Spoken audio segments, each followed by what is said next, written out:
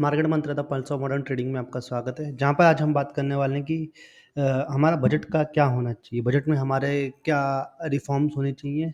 क्या हमको लगता है कि ऐसा होगा तो सबके लिए एक प्रॉफिटेबल चीज़ होगी। अगर आपको पता हो तो दिल्ली इकोनॉमिक सर्वे हुआ है और मतलब हुआ क्या है वो पता ही पड़ गया लगभग सबको कि जो जो टैक्स लग रहा था उसमें इंडिविजुअल्स का टैक्स 36% राइज कर गया है। तो उससे हुआ क्या है कि मतलब जो नॉर्मल जो मिडिल क्लास वाले लोग हैं उनका जो सेविंग्स है उनका ग्राफ जीडीपी के रेशियो में काफ़ी ज़्यादा गिर गया है 2-3 साल में। ये 36% तो इंडिविजुअल्स का है और 22% हुआ है कॉर्पोरेट्स का। तो आप सोचिए जो लाखों करोड़ों रुपए कमा रहे हैं उन पे सिर्फ 22% और जो नॉर्मल लोग हैं उन पे 36%। अब इससे क्या होगा कि लिमिट इनको बढ़ानी चाहिए। मतलब जो टैक्सेशन का है, जैसे फॉर एग्जांपल ओल्ड रिजिम और न्यू रिजिम का अगर हम कंपैरिजन करें तो ओल्ड रिजिम में इन्होंने मतलब गवर्नमेंट ने अपने को कम कर दिया सब कुछ देना। तो उसके चक्कर में लोगों ने क्या कि नए रिजिम में शिफ्ट कर लिया है, लेकिन उससे होता क्या है कि घूम फिर के टैक्स और ज़्यादा ही लग जाता है। एटीसी का जो है हमारा जो लिमिट है वो 1.5 लाख थी पहले। अब इसको मेरे हिसाब से बढ़ा के कर देना चाहिए, कम से कम भी 2.5 लाख या धीरे धीरे करके 4-5 लाख। कारण क्या है कि लोग अभी अपना आईटीआर भी कम दिखाते हैं और जो टैक्सेशंस हैं मतलब उससे बचने के लिए कुछ कुछ जुगाड़ करते रहते हैं, ये ले लो वो ले लो ले दे के, लेकिन फिर भी गवर्नमेंट को टैक्स तो उनको देना ही पड़ता है। कुछ भी आप लगा लीजिए, फॉर एग्जांपल किसी ने एलआईसी लिया या कुछ भी लिया है तो टैक्स, कुछ टैक्स तो उधर जा ही रहा है। ऐसा तो कुछ है नहीं कुछ बचेगा। तो ये ओल्ड रेजिम और न्यू रेजिम के चक्कर में काफ़ी अभी लोग नुकसान अपना कर रहे हैं और मिडिल क्लास का सबसे ज़्यादा नुकसान हो रहा है, जो जीडीपी की ग्रोथ में भी एक बड़ी रुकावट हमको देखने को दे रहा है। अगर सीधा-सीधा ऐसा कर दें कि भाई 10 लाख रुपए आपका निकल जाएगा, 10 लाख रुपए आप सीधा वो कर दो कि किसी को टैक्स नहीं लगेगा। तो आप देखिए आईटीआर भी ज़्यादा भरेंगे लोग और उसमें सेविंग्स भी ज़्यादा करेंगे और जो आलतू-फालतू की चीज़ें खरीद के रख देते हैं कि टैक्स बचेगा, तो वो भी कम हो जाएँगे। उसके बाद क्या होगा, जीडीपी भी काफ़ी अच्छी बढ़ेगी हमारी। पहले डिस्कशन होता था कि कहाँ पे टैक्स कम हुआ, इस बार अब हमेशा डिस्कशन क्या हो रहा है कि कहाँ पे टैक्स बढ़ा। आप समझ रहे हो क्या हो रहा है? मतलब टैक्स अभी फ़िलहाल तो गवर्नमेंट को थोड़ी बहुत तो छूट हमको देनी चाहिए इसमें। और कैपिटल क्या नाम है अपना, मार्केट के लिए भी एक अच्छा पॉजिटिव साइन हो जाए वो। क्योंकि पिछली बार जब निर्मला सीतारमण जी ने कहा था कि 5 लाख तक का टैक्स नहीं है ओल्ड न्यू रेज़ीम में, और ये सब बताए थे उन्होंने 5 लाख, 7 लाख, सारे रेज़ीम अलग-अलग बताए। फिर उसके बाद बताया कि नहीं, नहीं वो तो 6 लाख 99 हज़ार तक है, 7 लाख होते हैं, आपको इतना टैक्स देना है। तो ऐसे करके मतलब उसमें काफ़ी सारी दिक्कतें हैं, जिसकी वजह से एक बार तो मार्केट ने बहुत पॉजिटिव मूव लिया था, उसके बाद मार्केट को समझ आ गया कि नहीं ये गलत है, तो नेक्स्ट डे उसने काफ़ी नेगेटिव भी मूव लिया था। तो ये हमारी बजट की छोटी सी बात हो गई। बजट में हमको मतलब सबको ही ऐसा लगता है कि ऐसा होना चाहिए ताकि जो कैपिटल गेन है वो कंपनसेट हो पाए। और कैपिटल गेन कंपनसेट नहीं होता है तो आप सोचिए कि लोग अच्छा खासा प्रॉफिट मार्केट्स में बना के बैठे हैं, क्योंकि आपको पता ही है मार्केट कितना ज़्यादा बढ़ चुका है। तो उसके चक्कर में क्या होगा कि लोग इसमें काफ़ी ज़्यादा वो करने वाले हैं, मतलब उनका लायबिलिटी खत्म हो जाएगा और वो सेविंग के ऊपर लोग अपना इतना ध्यान देंगे नहीं, बोलेंगे टैक्स तो देना ही है, जान दो इतने में क्या ही करना है, 30% तो देना ही पड़ेगा। तो ऐसे करके लोग थोड़ा धीरे धीरे करके बाजू हो जाएंगे इन चीज़ों से। तो चलिए हम बात करते हैं एक बार फिर से ह्यूंडई के आईपीओ की। ह्यूंडई का आईपीओ जो है वो आएगा तो उसमें काफ़ी सारे लोग अपना वो करके बैठे हैं कि भाई हमको पैसा कमाना है, पैसा छापना है, मोटा पैसा, क्योंकि इसमें बहुत बहुत तगड़ा इनका मतलब वो है, सेल्स भी इनकी अच्छी है, सब कुछ अच्छा चल रहा है। उसके अलावा इनका सबसे बड़ा, इंडिया का सबसे बड़ा आईपीओ रहेगा। तो देखना है कि कब तक आता है, कैसा क्या रहेगा इसमें। तो अगर हम कल के स्टॉक मार्केट की बात करें तो आप सोचिए कि बैंक निफ्टी को अगर आप छोड़ दें, बैंक निफ्टी कल का ऑब्वियसली हीरो रहा, बाकी सब साइडवेज में होके बंद हो गया। निफ्टी, फिन निफ्टी सब मतलब साइडवेज में होके बंद हो गया।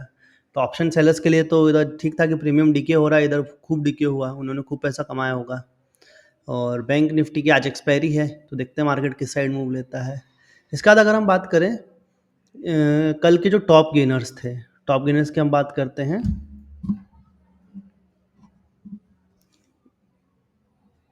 एफएनओ में है top gainer Can Finance Homes, Hindustan एरोन, आईडीएफसी फर्स्ट बैंक और जीएमआर एयरपोर्ट्स। जीएमआर का कल हमने अच्छा एक ट्रेड लिया भी था, 95 पे लिया था और 95 के बाद आपको पता ही है उसने एक अच्छा खासा हमें मूव यहाँ पे दिया हुआ था।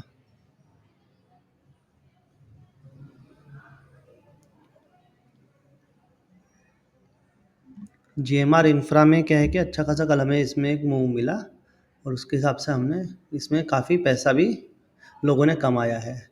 95 के आसपास लिया था, उसको 97 98 के लगभग ही चला गया है, ये ऑल टाइम हाई के आसपास ही है अभी तो। इसके अलावा एक हमने एससीआई में भी इन्वेस्टमेंट किया था, जो मैंने आपको इसके टेक्निकल्स बताए थे कि 294 तक का मेरा इसमें टारगेट है, 273 के समथिंग मैंने इसको परचेज किया था।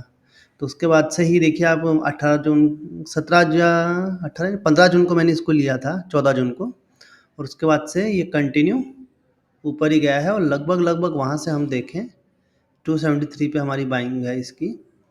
तो आप वहाँ से देखेंगे लगभग लगभग 6-7% का रिटर्न 3 दिन में हमको इसमें देखने को मिल गया है। अभी भी ये बुलिश ही है, कोई ऐसा नेगेटिव नहीं है, बट मैंने इसमें अपना प्रॉफिट अभी इसमें एक बार के लिए बुक किया है। वैसे अभी अब अपवर्ड चैनल में ही मूव कर रहा है, अगर आप देखेंगे तो यहाँ से बाउंस बैक लेके ये इसका मैंने टारगेट लगा था, तो यहाँ से थोड़ा सा डाउन हो गया, कल ऑल टाइम हाई भी लगा है इसने, सोचिए आप। तो हम काफ़ी अच्छे स्टॉक्स आपको बताते हैं, उनके आप ऊपर आप नज़र बना के रख सकते हैं। इसके बाद अगर हम बात करते हैं कल, तो ये आप देखिए जो टॉप लूजर्स थे हमारे वो थे Zydus life, Petronet, Maruti Suzuki, Nelco, Biocon. और कल काफ़ी अच्छा मतलब 52 वीक हाई का एक डोम्स ने भी लगा था, 11% का बढ़ गया था एक बार तो, लेकिन वो उतनी कवरी को तेज नहीं, मतलब उतनी तेजी को होल्ड नहीं कर पाया और धीरे धीरे करके नीचे लुढ़क गया। अगर हम एफएनओ में हमारे बैन की बात कर लें कि आज कौन कौन से स्टॉक्स बैन है, सिक्योरिटीज़ बैन, तो बलराम चीन, जीएमआर इंफ्रा ऑब्वियसली तो होना ही था, Hind copper, India cement, SAIL और सन टीवी, तो ये हमारे बैन में चल रहे हैं। इसके बाद कुछ ये स्टॉक्स हैं जो बैन में आने की उम्मीद हमें लग रही है। इनका डेटा आप देखिए, काफ़ी परसेंटेज काफ़ी बढ़ गया, जैसे एक बार लिमिट क्रॉस करेंगे तो ये भी बैन में आ सकते हैं जल्दी ही। बजट की हमने बात की है कि कैसे हमको टैक्स में इस प्रकार से कुछ छूट मिले या फिर 10 लाख तक कुछ ऐसा फ्री हो जाए, मतलब कुछ कुछ तो अभी होना चाहिए, क्योंकि सरकार को भी एक झटका लगा है। हो सकता है कि कहीं ना कहीं सरकार इस बार नॉर्मल मतलब मिडिल क्लास के लिए भी अच्छा टैक्स लेके आए, अच्छा मतलब छूट लेके आए, क्योंकि कैपिटलिस्ट की अभी ये चल रही है, मतलब जितने जो बड़े इंडस्ट्रियल हैं उनके लिए ही मोस्टली टैक्स के जो छूट हैं या जो भी चीज़ें उनको मिल रही हैं उनको ही मिल रहा है, डिडक्शन वगैरह। नॉर्मल आदमी के लिए इसमें कुछ नहीं मिल पा रहा है अभी तो। देखते हैं क्या होता है, टैक्स आएगा नहीं आएगा वो बात की बात है, समझेंगे उसको। फिलहाल हमने एससीआई से एग्ज़िट ले लिया है, तो हम इसको भी हटा देते हैं। रैक हमारा एक बार तो टारगेट तक जाके आ चुका है, लेकिन अभी हमें इसमें उम्मीद है कि एक बार और ये टारगेट तक जाएगा, तो हम इसमें अभी भी बने हुए हैं। हमें लगता है 625 का टारगेट इसका इजीली इसमें टच फिर से होना चाहिए। 605 तो हो ही गया था जब बड़ी गिरावट आई थी मार्केट में, तभी नीचे आया था। 540 के आसपास हमने इसमें फिर से बाइंग किया था, सॉरी 440 के आसपास। और वहाँ से भी अगर हम देखते हैं तो वहाँ से भी इसने अच्छा खासा एक गेन यहाँ पे लिया है। चलिए हम निफ्टी, बैंक निफ्टी की बात करते हैं। उसके बाद हमने जो कल ट्रेड की थी मैं आपको वो दिखाऊंगा जो मैंने अपने पर्सनल अकाउंट में की थी, तो उससे क्या है कि आपको भी एक आइडिया लगेगा कि हम कितनी अच्छी ट्रेड्स लेते हैं और कितने अच्छे स्टॉक्स हम रिकमेंड करते हैं। तो जैसा कि आपको बताया था कि अगर इसके नीचे जाता है 23,500 नीचे, तो नीचे आना चाहिए 23,400 के आसपास, और 23,420 के आसपास इसको आना चाहिए, 23,480 23,420 के आसपास इसको आना चाहिए। लेकिन मार्केट वहीं पे ट्रैप होकर रह गया, पूरा दिन वहीं पे घूमता रह गया। तो इसको अब हम करते हैं, एक बार ड्राइंग्स हटा लेते हैं हमारी। आज के लिए हमारा क्या टारगेट होना चाहिए? आज देखिए मार्केट कहाँ पे आकर रुका है, हमें ये देखना। मार्केट लगभग लगभग यहाँ से इसने बाउंस बैक लिया 23,513, तो 23,513 को जब तक नहीं तोड़े कोई शॉर्ट की ट्रेड हमें नहीं लगती है बनेगी। और ऊपर साइड में अगर हम देखें जहाँ से इसने रेजिस्टेंस लिया है कंटिन्यू 23,574, तो अगर 23,574 के ऊपर जाता है तो 23,620 पहला टारगेट ओपन होगा हमारा, और उसके बाद 23,700 हमारा दूसरा टारगेट ओपन हो जाए, क्योंकि यहाँ पे मार्केट पहली बार ट्रेड करेगा। तो स्विंग ट्रेड ले सकते हो सकता है बहुत ही ऊपर चले जाए, उसको भी तोड़ दे, कोई तकलीफ नहीं है। लेकिन अभी अनचार्टेड टेरिटरी है, तो वहाँ पे हमको कंफर्म नहीं पता होता कि कहाँ से बाउंस बैक लेगा, कहाँ से रिवर्स होगा, ऐसा कुछ हमको पता नहीं पड़ता है। तो हम फिलहाल ये टारगेट्स लेके चल रहे हैं। डाउन साइड की अगर हम बात करें, अगर 23,513 को तोड़ता है तो ये जो गैप है इसको फिल करना चाहिए, फिल करते हुए 23,490 पे आना चाहिए इसको। और उसके बाद नेक्स्ट टारगेट जो होगा 23,400 का होगा और 23,200 23,350 और 23,200 हमारा इवेंचुअल नेक्स्ट टारगेट्स होंगे इस निफ्टी में। अगर हम बैंक निफ्टी की बात करें, बैंक निफ्टी में देखिए आपको बताया था कि अगर ये 50,100 के ऊपर रहता है, एक बार नीचे आया फिर बाउंस बैक लिया धीरे धीरे करके, यहाँ पे सपोर्ट बनाया, सपोर्ट बनाते हुए बनाते इसने अच्छी खासी कल एक रैली हमको दे दी 450 पॉइंट की, काफ़ी अच्छा लगा। तो आज के लिए हम क्या बात कर सकते हैं इसमें, आज के लिए हमारा क्या टारगेट होना चाहिए? मुझे लग रहा है कि जल्दी इसमें ऑल टाइम हाई एक बार फिर से हमें देखने को मिल सकता है। पहला जो है 50,300 के अगर ये ऊपर रहता है, 50,300 के ऊपर रहेगा तो पहला जो टारगेट होगा हमारा 50,500 होगा। दूसरा जो टारगेट हमारा होगा, क्योंकि 50,500 रिजेक्शन इसने लिया था, 50,800 और 51,000 हमको इवेंचुअल टारगेट इसमें आज देखने को मिल सकते हैं। 500-700 पॉइंट की रैली कोई बड़ी बात नहीं है अगर मार्केट पूरा पॉजिटिव रहता है तो। इसके बाद हम बात करें डाउन साइड में, तो 50,300 को तोड़ेगा तो 50,180 पहला, उसके बाद 50,000 हमारा दूसरा वो होगा इसके लिए सपोर्ट, उसके बाद 49,000 वाले जो पॉइंट्स हैं वो हमारे खुल जाएंगे। तो इस प्रकार का आज का हमारा ये ट्रेडिंग सेटअप है। और अगर हम ग्लोबल मार्केट्स की बात करें, ग्लोबल मार्केट्स की अगर हम बात करें तो आप देखिए क्या नाम है, नैस्डैक भी कल 56 पॉइंट पे प्लस में बंद हुआ है, सॉरी 6 रुपये प्लस में बंद हुआ है, फ्लैट ही है लगभग, और डाउ जोन्स भी फ्लैट ही है। अगर हम बात करते हैं जियो फाइनेंस की, जियो फाइनेंस में कल एक अच्छा खासा मूवमेंट हमें देखने को मिला और काफ़ी अच्छे से मतलब एक पॉइंट हमको ये दिया है। अगर हम ऐसे देखें तो ओवरऑल डाउ जोन जो फ्यूचर है 32 रुपये माइनस में बंद हुआ है, निक्केई और हैंग सेंग ये मतलब एशियन मार्केट मिक्स सिग्नल हमको दे रहे हैं। गिफ्ट निफ्टी जो है 71.50 प्लस में है, गोल्ड जो है 2323 है, क्रूड ऑयल 81.45। तो देखते हैं क्या होता है। हम बात कर रहे थे जियो फाइनेंस की, जियो फाइनेंस ने कल एक अच्छी खासी कैंडल बनाई, बट इसमें अभी लगता है हमें कि 400 450 का टारगेट हमें जल्दी ही देखने को इसमें मिलने वाले हैं। ये ब्रेकआउट पे है, ब्रेकआउट जैसे ही देगा, पिछली बार जब इसने ब्रेकआउट दिया था तो मैं आपको दिखाता हूँ, यहाँ से जब ब्रेकआउट दिया सीधा सीधा 394 पे जाकर रुका था और वहाँ से हमने इसमें एक प्रॉफिट थोड़ा बुक किया भी था। देखते हैं अभी क्या इसमें रिएक्शन आता है। अभी तो फिलहाल तो यही लग रहा है कि इसमें एक पॉजिटिव आउटकम क्या कल की डेट का है।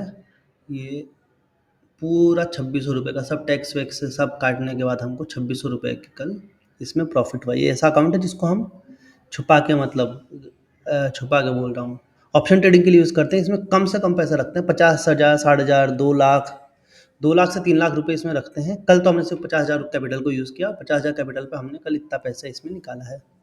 फ्रेंड्स ये हमारा पर्सनल आपको भी दिखाए हैं, इसके बाद भी हमारे बहुत सारे अकाउंट हैं जिनमें हम ट्रेड करते हैं, उनमें कमोडिटी करेंसी सब चीज़ों की हम बातें करते हैं और कंटिन्यूसली हम इसको शेयर भी करते रहते हैं। फ्रेंड्स अगर आपको लगे तो हमारे लिंक से अकाउंट बनाइए और हम आपको एल्गो ट्रेडिंग भी इसमें फ्री प्रोवाइड करवाते हैं, जो कि मेरे हिसाब से आज के डेट में कोई नहीं कर रहा है। फ्रेंड्स बना रहना चाहिए। तो फ्रेंड्स ये थी हमारी आज की वीडियो जिसमें हमने स्टॉक्स की बात की जो हमारे रेडार पे है, जिसमें हमने बजट की बात की जिससे नॉर्मल लोगों का क्या फ़ायदा होना चाहिए, कैसे रजीम आनी चाहिए या फिर कितना छूट हमको मिलना चाहिए, ये हमें लगता है। और Hyundai IPO की तो हम बात कर ही रहे हैं कंटिन्यूसली, मार्केट में हमने अपने लेवल्स बता ही दिए हैं। तो इसके हिसाब से आप अपनी कोई भी साइड पे जो भी साइड में मूव ले, अपने हिसाब से आप इसमें ट्रेड या रिस्क ले सकते हैं और उसके हिसाब से प्ले कर सकते हैं। तो फ्रेंड्स कैसी लगी आपको हमारी वीडियो, लाइक कमेंट शेयर करके ज़रूर बताइएगा और हमारे चैनल को सब्सक्राइब कीजिए, क्योंकि हम ऐसे ऐसे स्टॉक्स बताते हैं जिनके बारे में बहुत सारे लोग बात नहीं करते हैं, लेकिन वो एक अच्छा खासा स्विंग ट्रेड हमें देते हैं जिसके कारण से हमें अच्छा खासा एक प्रॉफिट हमको देखने को मिल जाए।